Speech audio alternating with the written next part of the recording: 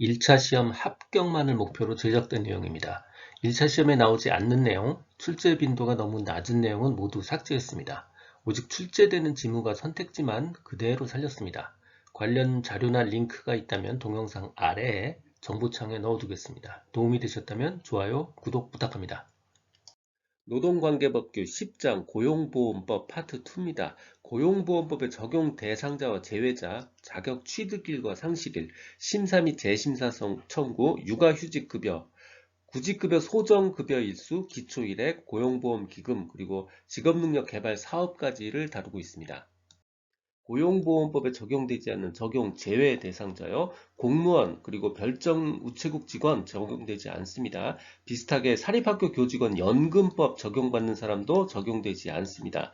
그 다음에요. 1개월간 60시간 이하 미만으로 일했거나 주 15시간 미만으로 일한 사람, 대략 하루 2시간도 일 안 한 사람은 고용보험법에 적용되지 않는다는 의미입니다. 자, 이 부분이 중요해요. 65세 이후는요, 이미 정년퇴직한 거잖아요. 정년퇴직했는데 스스로 자영업을 열었거나 아니면 새로 고용됐다고 해서요, 이 이후에 고용보험법에 적용되지 않습니다. 65세 이후는요, 새로 고용되었거나 자영업을 개시했다고 해도요, 고용보험법에 적용되지 않습니다. 실업급여, 육아휴직급여 적용되지 않고요. 대신 고용안정이나 직업능력 개발 사업에 관한 규정은 적용이 됩니다.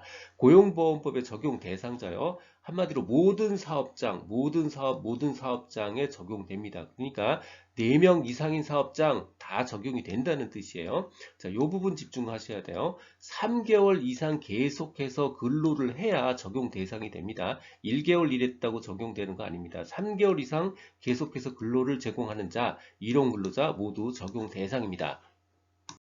보험 자격의 취득일과 상실일입니다. 피보험자가 사망한 경우와 이직한 경우 요 딱 두 가지만요. 바로 사망한 그 다음 날, 이직한 그 다음 날에 피보험 자격이 상실됩니다. 나머지 모든 케이스는요. 적용을 받게 된 날, 고용된 날, 보험 관계가 소멸된 날, 보험 관계가 성립된 날 자격을 취득하거나 상실하게 됩니다. 피보험자가 사망한 경우 사망한 날의 다음 날 피보험 자격 상실되고요. 피보험자가 이직한 경우 이직한 그 다음날 피보험 자격이 상실됩니다. 원칙적으로 피보험자는 고용보험법이 적용되는 사업에 고용된 날 피보험 자격을 취득하게 되어 있습니다. 하지만 적용 제외 근로자였던 사람이 법의 적용을 새롭게 받게 되는 경우는요. 그 법의 적용을 받게 된 날, 고용된 날이 아닙니다. 법의 적용을 받게 된 날 피보험 자격을 취득하게 되고요. 보험징수법에 따라서 보험관계 성립일 전에 고용됐던 보험관계 성립 전에 고용됐던 근로자는 보험관계가 성립된 날이 바로 피보험 취득일입니다. 보험관계가 소멸한 경우에는 소멸한 날이 자격을 상실하는 날입니다. 피보험자가 적용제외 근로자에 해당되게 되는 경우는요. 그 적용제외 대상자가 된 날, 바로 그 당일에 피보험 자격을 상실하게 됩니다. 피보험자 또는 피보험자였던 사람은요. 언제든지 고용노동부 장관에게 피보험 자격의 취득 또는 상실에 관한 확인을 청구할 수 있습니다. 둘 이상의 사업에 동시에 고용되어 있는 경우에 그 중에 한 사업의 근로자로서 피보험 자격을 취득하게 됩니다. 그런데 그 취득의 순서가 있어요. 첫 번째는 임금이 많은 사업, 두 번째는 근로 시간이 많은 사업, 그리고 세 번째 근로자가 선택한 사업의 순으로 하게 되어 있습니다. 사업주는 그 사업에 고용된 근로자의 피보험 자격의 취득과 상실에 대해서요, 고용노동부 장관에게 신고해야 됩니다. 만약에 사업주가 신고하지 않으면요, 근로자가 신고할 수도 있습니다. 자영업자인 피보험자는 피보험 자격의 취득과 상실에 대해서 신고하지 않습니다. 사업주나 하수급인은요, 그 사업에 고용된 근로자의 피보험 자격의 취득과 상실에 대한 내용을 신고할 때 그 사유가 발생한 날, 이 속하는 그 다음 달 15일까지 신고하거나 제출해야 되는 거예요. 사유가 발생한 날로부터 14일 이내에 신고한다. 이거 오답입니다. 그 다음 달 15일까지 신고나 제출합니다. 고용보험법령상 피보험 자격의 신고에 관한 설명으로 틀린 거예요. 취득과 상실에 관한 신고는요, 그 다음 달 15일까지 신고하는 거예요. 사유가 발생한 날부터 14일 이내에 해야 된다. 이게 틀린 답입니다. 그래서 틀린 거 정답 4번입니다. 고용보험법에서 심사 및 재심사를 청구한다는 건 결국 피보험 자격의 취득과 상실에 대한 확인을 하려는 거고요. 아니면 급여의 3종, 실업급여, 육아휴직급여, 출산전휴휴가급여에 대한 처분에 대해서 청구를 하는 겁니다. 그래서 청구의 대상 이 두 가지고요. 그럼 누가 할 수 있느냐? 당연히 본인이 할 수 있고요. 본인이 대리인을 세울 수 있습니다. 먼저 오답부터 볼게요. 자, 이건 노동조합하고 전혀 관련이 없는 문제입니다. 그래서 대리인에는 노동조합의 위원장 절대 들어갈 수 없는 사람이고요. 이거 법적 문제이니까 변호사, 노무사 당연히 가능하고요. 청구인인 법인의 직원도 가능합니다. 그리고 본인하고 본인의 배우자가 가능하고요. 본인을 기준으로 직계, 존속, 어머니, 아버지죠. 직계, 비속, 자식들이 가능하고요. 본인의 형제와 자매가 가능합니다. 그러니까 본인을 기준으로 십자가가 가능한 겁니다. 위에 존속, 아래 비속, 배우자, 그리고 형제 자매까지가 대리인이 될 수 있습니다. 실업급여에 관한 처분에 대한 심사 및 재심사의 청구에 관련해서요, 어떤 결정이 내려졌어요. 그러면 그 결정의 효력은요, 그 결정서 정본을 보낸 날 발생합니다. 받은 날 발생하는 거 아니에요. 정본 보낸 날 그 효력이 발생하기 시작합니다. 결정은 원처분 등에 대한 직업안전기관을 기속합니다. 결정이 나면 그 전 원처분이 기속이 돼요. 하지만 심사를 청구했다고 해서 다시 심사해 주세요 라고 심사를 청구했다고 해서 원처분 등의 집행이 정지되는 건 아닙니다. 하지만 심사관은요, 어떤 긴급한 필요가 있다라고 인정을 하면요, 신청이 없더라도, 신청에 의하지 않더라도요, 직권으로 그 집행을 정지시킬 수 있습니다. 피보험자의 취득과 자격 상실에 대해서 이의가 있는 사람은요, 고용보험심사관에게 심사 청구할 수 있고요. 그 결정에도 이의가 있는 자는요, 이번에는 고용보험심사위원회에 재심사 청구할 수 있습니다. 심사의 청구는 원처분 등을 한 직업안전기관을 거쳐서 고용보험심사관에게 해야 합니다. 고용보험심사관은 심사의 청구에 대한 심리를 마쳤을 때 처분에 대한 전부 또는 일부를 취소하거나 혹은 이번엔 심사 청구의 전부 또는 일부를 기각해야 합니다. 심사관은 심사 청구를 받으면 30일 이내에 그 심사 청구에 대한 결정해야 되고요. 심사의 청구는 확인 또는 처분이 있음을 안 날부터 90일 이내에 제기해야 됩니다. 심사 및 재심사의 청구는 시효 중단에 관해서 재판상의 청구로 보고요. 심사관에 대한 기피 신청은 그 사유를 구체적으로 밝힌 서면으로 해야 합니다. 직업안전기관은 심사 청구를 받은 날부터 5일 이내에 의견서를 첨부해서 심사 청구서를 심사관에게 보내야 합니다. 고용보험법령상 심사 및 재심사의 청구에 관한 설명으로 옳지 않은 거요. 재심사 청구할 수 있는 사람은 본인을 기준으로 십자가라고 했어요. 본인을 기준으로 배우자가 할 수 있고요. 직계 존속, 직계 비속, 그리고 형제가까지 할 수가 있습니다. 형제자매를 대리인으로 선임할 수 없다. 이거 잘못된 거죠. 그래서 옳지 않은 거 정답 3번입니다. 육아휴직급여 연장 사유입니다. 이거 아이 키우는 거잖아요. 그러니까 형제나 자매의 질병 부상과는 아무 관련이 없습니다. 배우자의 질병, 배우자의 직계존속의 부상, 범죄 혐의로 인한 형의 집행, 천재지변 이런 것들에 해당하고요. 사유가 끝난 지 30일 이내에 신청해야 합니다. 육아휴직 급여액이요. 육아휴직 시작일부터 3개월까지요. 통상임금의 100분의 80, 그러니까 80%를 받을 수 있습니다. 그런데 상한액이 있고 하한액이 있어요. 150만 원을 넘어도 150만 원이고요. 70만 원보다 적어도 70만 원입니다. 4개월부터 육아휴직 종료까지는요, 통상임금의 100분의 50, 그러니까 50%를 받고요. 상한액은 120만 원, 하한액은 70만 원입니다.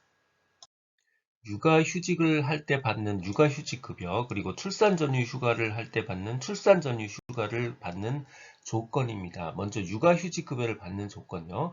육아휴직을 30일 이상 부여받아야 하고요. 거기에 더해서 육아휴직을 시작한 날을 기준으로 피보험 단위기간이 180일 이상이 되는 사람이 받을 수 있습니다. 출산 전후 휴가는요. 앞에 육아휴직 같은 그런 조건은 없고요.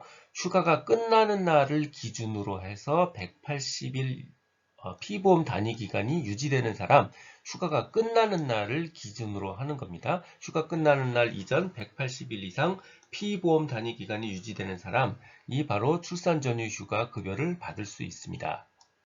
육아휴직급여 그리고 출산 전후 휴가급여 모두 급여에서 빼고 지급하는 감액 기준이 있습니다. 먼저 육아휴직급여요. 사업주로부터 금품을 지급받았다면 해당 급여를 감액해서 지급합니다. 출산 전후 휴가도 마찬가지로 사업주로부터 어떤 금액을 해당하는 금품을 받았는데 그 금품 금액이 통상임금을 초과한다면 그 초과하는 금액만큼 출산 전후 휴가급여에서 빼고 지급하게 됩니다. 육아휴직 급여는요, 특별한 사유가 없다면 육아휴직 개시일로부터 1개월부터 종료일 이후 12개월 이내에 육아휴직 급여 신청해야 합니다. 12개월 요 숫자 기억을 하세요. 같은 자녀에 대한 육아휴직급여 제외 단서 조항은 삭제됐습니다. 피보험자가 육아휴직 기간 중에 새로 취업을 했다 그러면 당연히 그 직업안정기관의 장에게 신고해야 되죠. 하지만 일주일에 소정근로시간이 15시간 미만인 경우는 신고할 필요가 없습니다.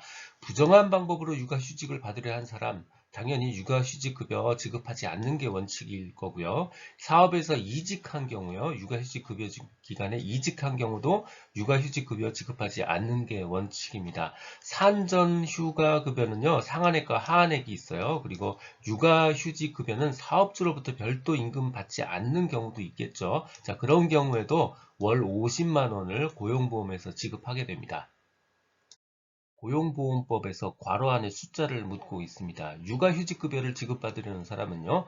육아휴직을 시작한 날 이후 1개월부터 끝난 날 이후 12개월이죠. 정답 4번입니다. 12개월 이내에 신청해야 합니다.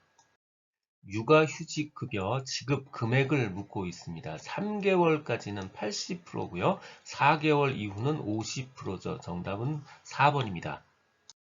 구직급의 소정급여 일수입니다. 19년도에 개정이 됐으니까 그 이전에 출제됐던 문제들은요, 답이 다 바뀌어야 되는 거예요. 자, 표를 기억하는 방법입니다. 먼저 피보험 기간에 따라서 구분이 돼요. 1년 미만, 3년 미만, 5년 미만, 10년 미만, 10년 이상이요. 1, 3, 5, 10입니다. 그 다음 소정급여 일수는 이직일 현재 연령을 기준으로 50세 미만과 이상에 따라서 소정급여를 받을 수 있는 날짜가 바뀝니다. 그리고 장애인은요, 50세 이상과 숫자가 같아요. 그래서 장애인은 50세 이상으로 봐서 표를 적용하시면 됩니다. 먼저 1년 미만은요, 나이에 관계없이 다 120일입니다. 120일을 기준으로 시작하는 거예요. 50세 미만은 한 단계 올라갈 때마다 30씩 더해져요. 120일, 150일, 180일, 210일, 240일이요. 50세 이상은요, 여기에서 30일씩 다 추가로 더 보너스를 더 주시면 돼요. 그래서 180, 210, 240, 270 이렇게 표를 기억하시면 됩니다. 임금일액 혹은 기초일액의 산정 방법입니다. 이 기초일액은요, 우리가 회사와 이직하고 이별하고 받는 금액이기 때문에 통상임금을 기초로 계산하지 않습니다.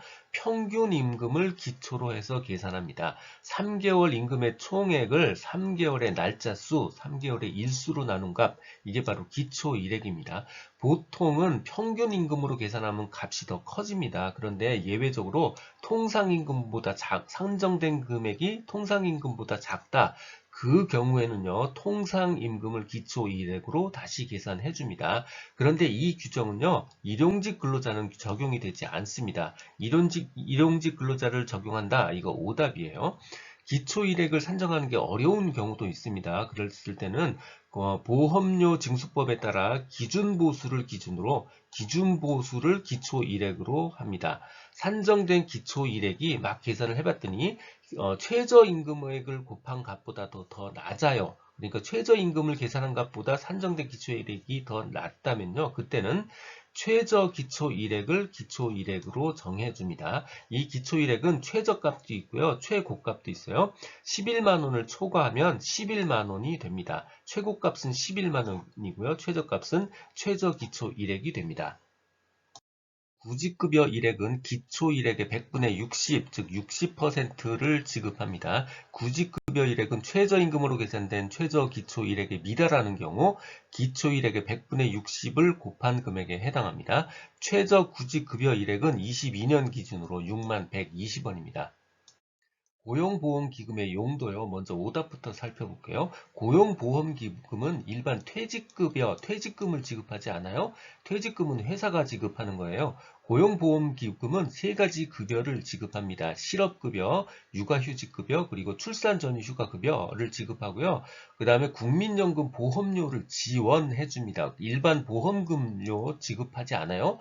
국민연금의 보험료를 지원해 주는 거고요. 나머지 일시차입금과 상환금의 이자, 그리고 고용안정, 직업능력개발 사업에 필요한 경비, 보험사업의 관리 운영에 소요되는 일반 경비, 이런 것들을 사용할 수 있는 용도에 해당됩니다. 보험기금 여유자금의 적정한 규모요. 적립의 적정 규모는 바로 예상 지출액의 1.5배에서 2배 미만입니다. 1.5에서 2배 미만에 해당합니다. 고용보험법 사업 중 고용능력 개발 사업입니다. 이거는요, 사업주에 대한 지원이에요. 사업주가 직업능력 개발 훈련을 하면 그 훈련에 필요한 비용을 지원할 수 있는 그런 제도입니다. 고용노동부 장관은 사업주가 다음 각 호에 해당하는 사람들에게 어떤 직업능력 개발 훈련을 하면요, 우대 지원할 수 있습니다. 그 중에 일용근로자 요거 꼭 기억을 해두시고요. 나머지 단시간 기간제 파견, 고령자, 중고령자, 그리고 그 밖에 대통령령으로 정하는 사람들에 해당합니다. 자, 산업재해보상법에 따른 특수형태 근로자. 자, 이거는 산업재해근로보상법에나 있는 내용이에요. 그래서 특수형태 근로자는 해당되지 않습니다. 듣고 계신 강의는 직업상담사 2급 초단기 합격비법의 핵심 내용 파트입니다. 교재에는 2002년부터 지금까지 20년간의 문제를 출제 빈도와 중요도를 검토해서 필요한 모든 문제를 실었습니다. 전자책 버전으로 출판되어 있어서 교보문고 예스24 등에서 구할 수 있습니다. 전자책이 불편하신 분들, 인쇄 가능한 버전 혹은 제약 없는 PDF 버전이 필요하신 분들은 제 블로그 공지글에서 구할 수 있습니다. 동영상 아래 정보창에 링크를 넣어드렸습니다. 이 내용은 블로그와 전자책에 동일하게 그대로 있습니다. 도움이 되셨다면 좋아요, 구독 부탁드립니다. 지금까지 라디캠지기 꾸벅이 박종규였습니다. 감사합니다.